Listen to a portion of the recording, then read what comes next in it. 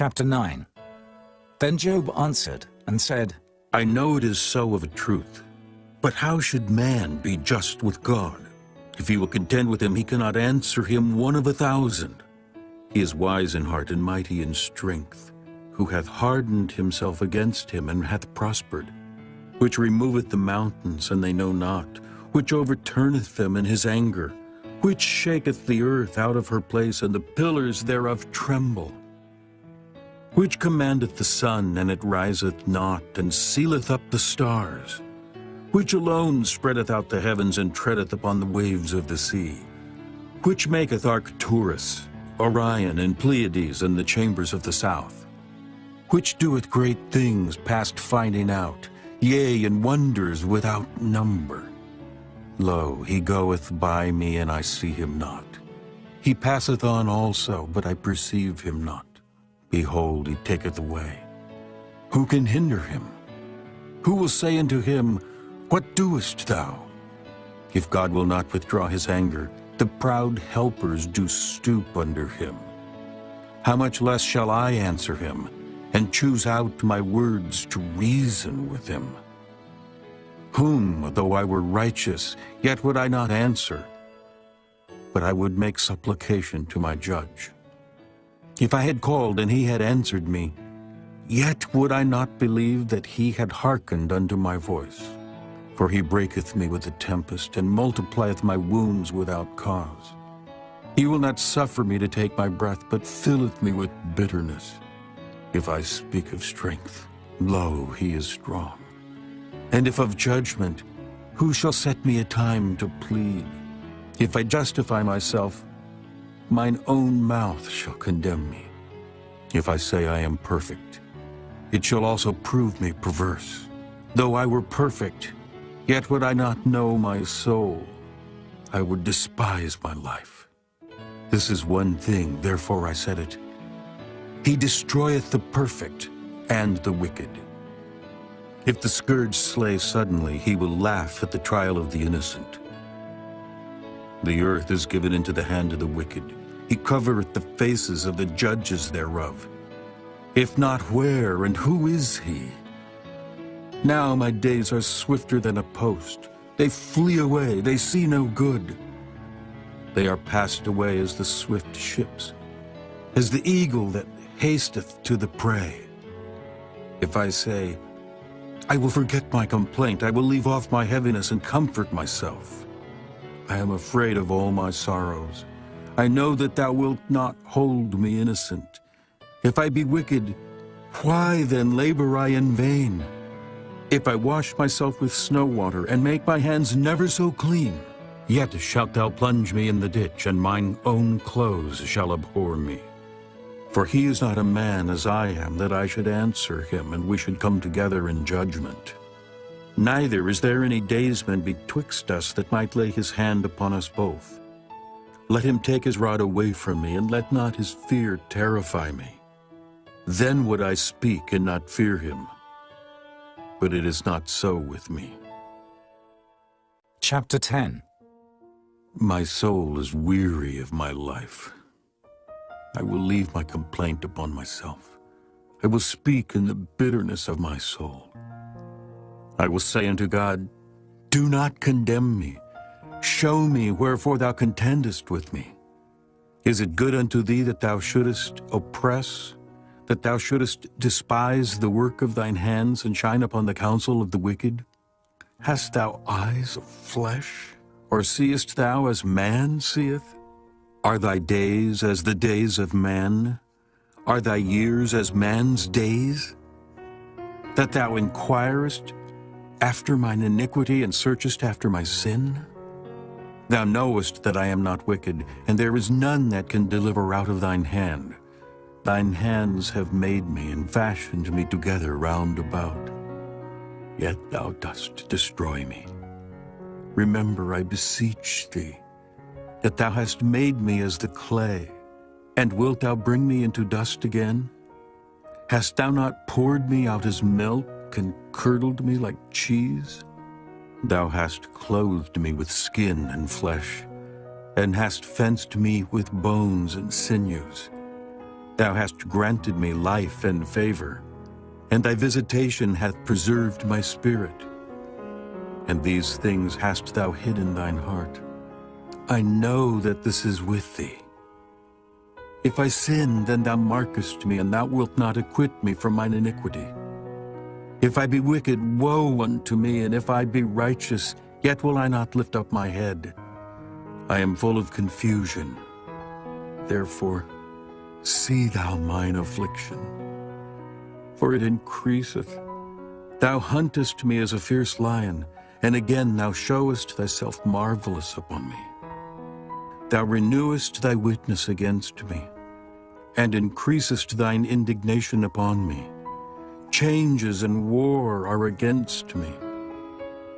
Wherefore then hast thou brought me forth out of the womb? Oh, that I had given up the ghost, and no eye had seen me. I should have been as though I had not been. I should have been carried from the womb to the grave. Are not my days few? Cease then, and let me alone, that I may take comfort a little before I go, whence I shall not return, even to the land of darkness and the shadow of death. A land of darkness is darkness itself, and of the shadow of death without any order, and where the light is as darkness. Chapter 11. Then answered Zophar, the Naamathite, and said, Should not the multitude of words be answered? And should a man full of talk be justified? Should thy lies make men hold their peace? And when thou mockest, shall no man make thee ashamed?